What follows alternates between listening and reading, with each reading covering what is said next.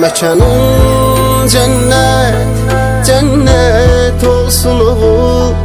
Qəbrin nurla, nurla dolsun oğul. Mekanın cennet, cennet olsun oğul. Qəbrin nurla, nurla dolsun oğul. Bugün şehidim köçtü evimizden, itti gözümüzden, ama gitmir kalbimizden. Bugün yine vətən ağlayır. Sen uyu şehidim, sen uyu mezarda. Mekanın cennet, cennet olsun oğul. Qəbrin nurla, nurla dolsun oğul. Mekanın cennet, cennet olsun oğul. Qəbrin nurla, nurla dolsun oğul. Ana ağlama, qara bağlama, oğlun şehit oldu.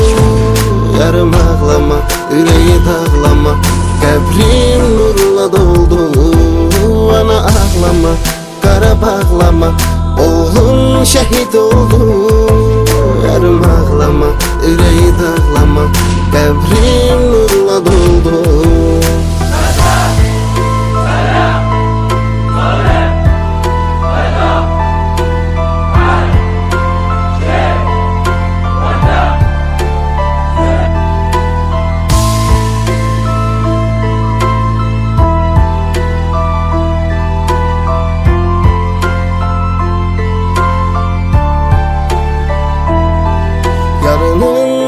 Gözleri her an intizarda. Vətənin oğlusan, vətənin bugün darda. Ananın fəryadı duyulur oğlum arda. Sen uyu şehidim, sen uyu mezarda. Mekanın cennet, cennet olsun oğul.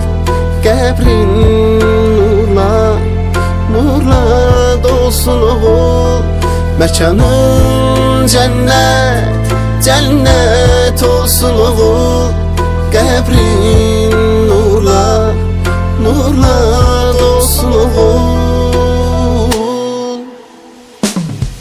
Ana ağlama, qara bağlama, oğlun şehit oldu.